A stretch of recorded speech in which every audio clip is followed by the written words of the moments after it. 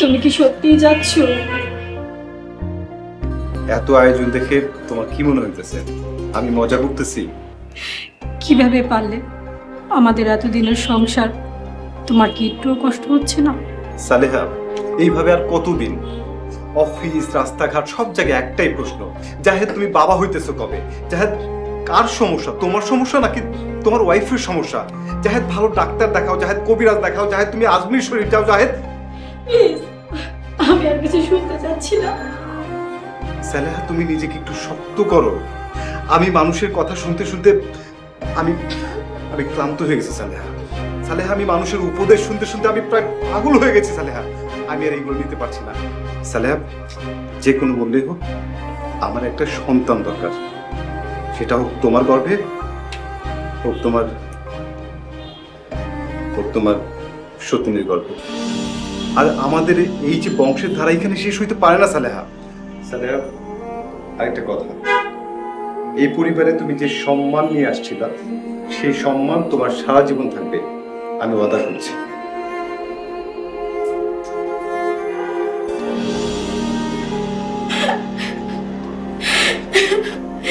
হে আল্লাহ, মেহেরবান রব্বুল আলামিন, তুমি আমাকে শক্তি দাও, ধৈর্য দাও।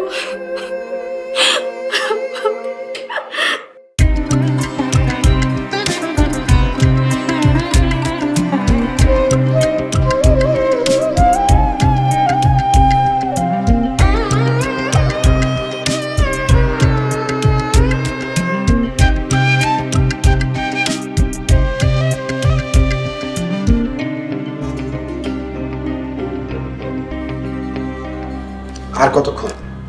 ডাকো না তোমার ছেলেকে। জাহেদ, জাহেদ।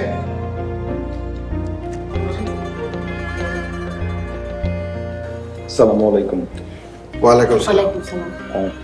তাহলে আমরা দেরি না করে বিসমিল্লাহ বলে রওনা করে দিই। ঠিক আছে, চলো। বিসমিল্লাহ।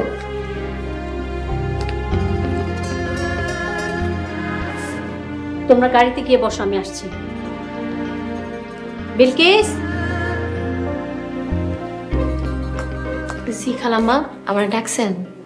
বৌমার দিকে খেয়াল রাখবি, সাবধানে থাকবি, 1 মিনিটও চোখের আড়াল করবি না। ঠিক আছে খালাম্মা, আপনি কোনো চিন্তা করেন না, আল্লাহ ভরসা। কোনো রকম গড়বড় হলে আমাকে কল করবি।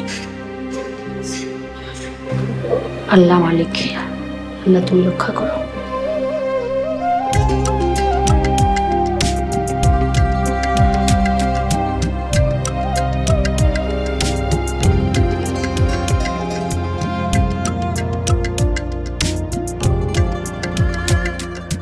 কারিমা আমার পালক মেয়ে।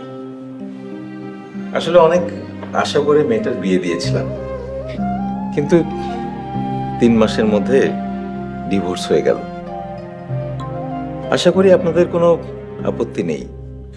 ভাই সাহেব, আমরা সবকিছু জেনে শুনে এসেছি। জাহেদ আমাদের একমাত্র সন্তান।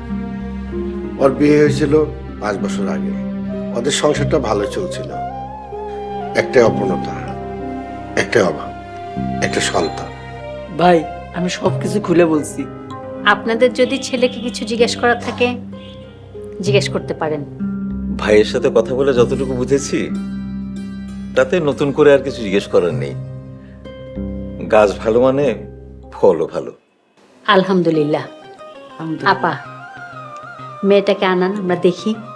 মেয়ে যদি পছন্দ হয় আমাদের, আমরা আজকেই বিয়ে পড়ায় বউ বাড়িতে নিয়ে যাব। আপা, এটা আপনি কি করেন? তাড়াহুড়োর কাছ থেকে কখনো ভালো হয় না। আপা, ছেলের বাবা মা 2 দিন পর হজে যাবে, তারপরে আবার মেয়ের কাছে যাবে কানাডা। আলহামদুলিল্লাহ, খুবই ভালো নিয়ম। ভাই সাহেব, আমাদের জন্য দোয়া করবেন। 3 দিন পর ফ্লাইট। রাহিলা, যাও তুমি কারিমাকে নিয়ে আসো। জি, যাচ্ছি।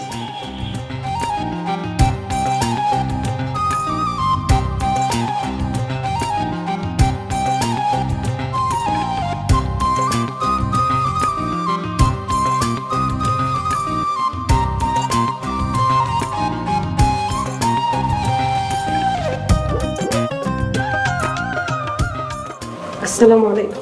ওয়ালাইকুম আসসালাম। বড় সময় বসো।